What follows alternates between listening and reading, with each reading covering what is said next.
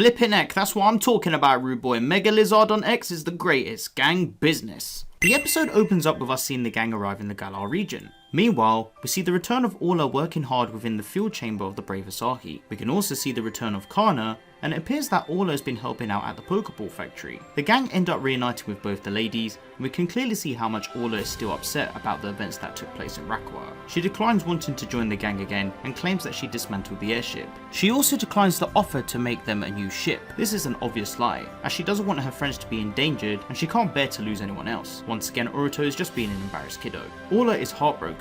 Like, this girl literally lost her greatest friend being Friede, and she keeps reminiscing about him. She is so in love with the guy, it's obvious. The fact that she sees Friede through Roy as well is very heartbreaking for her, because she's just encountered him again after all this time. But of course, it's not actually Friede himself. Cap ends up scouting the Brave Asahi airship, and it turns out that the Pokemon are still good and well. We then get a flashback of how Orla met Karrye again, and how she's been balancing work and looking after the crew's Pokemon. Despite the heartbreak, she's still being the loving and caring character. However, Karrye mentions that despite all her efforts, she's noticed that Orla has not been herself. Progressing onwards, we see Orla once again think of Friede, recalling his ambitions and how they met. She does miss the guy a lot, and I can't lie, so do I, bro. The gang tries to persuade her to join again and let them use the airship, but she's not having it. She's too upset and torn apart after what's happened. However, Roy starts to pipe up and give her a reality check, stating how they want to clear the gang's name and do what would have been best for everyone if Friede was still around. I respect this a lot, and even Cap shows courage and ambition still, even after losing his partner. So it turns out that after all this time, Karrye and Orla were helping with the production of strong spheres,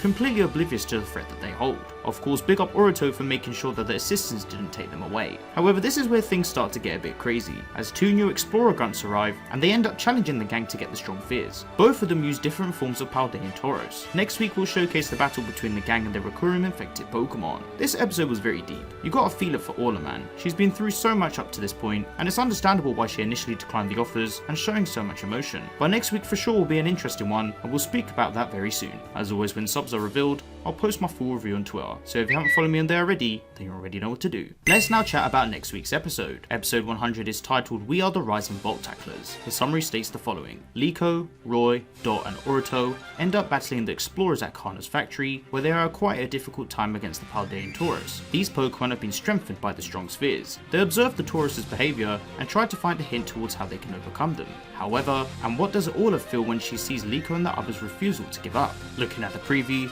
we can see that the two Explorer Grunts will challenge the gang with their Paldean Tauros that are both infected by the strong spheres. This battle is no joke, and it's taken all four of our heroes to battle against the pair. There's a special part in this preview that has me wondering if Orla could reveal something big, and she could even come to a realization. So be sure to stay tuned for that, and hang tight as I'll drop a little secret for you all as well. We also have the episode title and summary for episode 101, which is titled Fight Fight, Terrestrialization vs Mega Evolution. The summary states the following: Liko and the others go back to the Naranja Academy to meet with Gita and Principal Clavel in order to tell them the truth about the strong spheres. They also end up talking to Jack, who found out what the actual connection between Rokurum and Pokemon is. Roy also meets Nemona again, and the two end up having their first battle in quite a while. It's time for the fierce fight between two fighting types to begin, Lucario versus Portmont. I could just tell this episode is going to be a mad thing. I'm quite intrigued to see how much information Jack may have about the connection between Rokurum and Pokemon. Roy meeting up with Nemona again for an epic battle surely is going to be something to look forward to as well. The preview of episode 100 revealed that Orla will be speaking to the rest of her friends about something. From the initial standpoint, I think this is where she's going to confirm that she'll rejoin the gang with the other Rising Volt Tackler members. However, the other theory is that maybe she could show a potential sign that she has a Mega Metagross. Even though this scene looks like it was taking place after the battle against the Explorer Grunts, what if in fact Orla drops a bombshell and uses Mega Metagross in battle to overcome them? We can clearly see the gang are struggling against the Grunts, so maybe she could reveal this Mega Evolution to assist them in battle.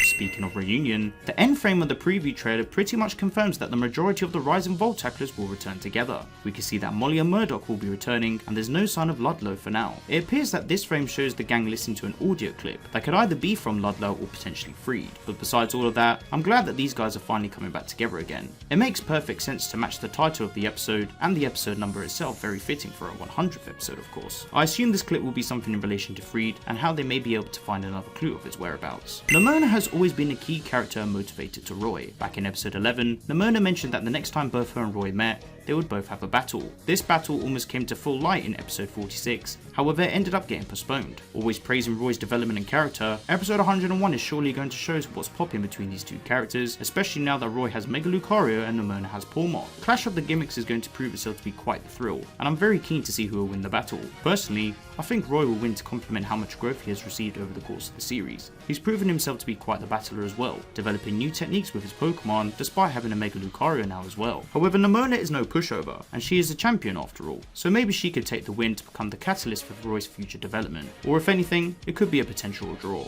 Regardless of that, I'm really looking forward to seeing how these two rivals clash in battle. Okay, let's now talk about shipping again. So we've had some indications of Liko and Roy shipping, and also Liko and Uruto shipping, but we now have Uruto and Dot shipping. Back in episode 98, we got to see Uruto and Dot meet each other for the first time. Uruto was oblivious to the fact that Dot was a girl, and after touching hands and interacting with her, he became incredibly embarrassed. We know that Uruto tends to be shy and embarrassed around female characters, but when it came to the interaction with Dot, this was taken to a new dimension. My boy is just lost for when it comes to the ladies. Poor geezer. I have to say though, I think this is probably my favourite shipping pair so far in the series, especially seeing as Uruto tends to be quite reserved and Dot is an introvert as well. Maybe the pair will help both each other develop and bring out more growth for one another as well. Now I want to talk about Uncle Murdock. Episode 98 revealed the return of Murdock, and I ended up clocking onto something very interesting. At the end of the episode, Murdock told Katie that he was the one to disband the group and that he felt like he was keeping the kids stuck in place. Katie reassures him that they've grown into strong individuals and they can keep going forward no matter the challenges that lie ahead. I think this also hints that Murdock can do the same, and we got the confirmation that he and the other Rising Volt tacklers will be reunited with them in the future. But will he become the new captain though? I don't think this is the case, especially seeing as Roy is now looking at the prominent figure.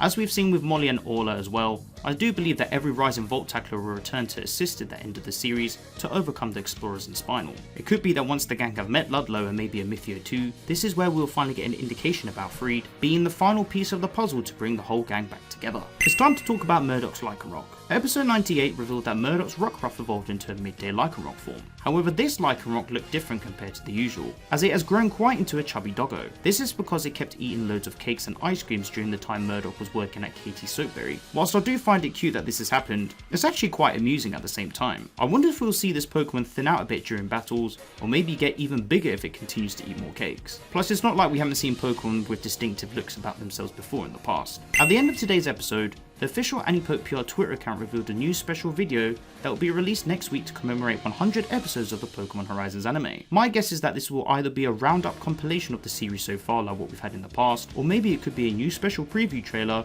to showcase the next set of events. Personally, I'm leaning towards the latter, seeing as Roy and Nemona could have just had their battle, and it could showcase what is to come next in the series, but we'll just have to wait and see. I'll keep you guys updated for what gets revealed. Okay, here comes the big one.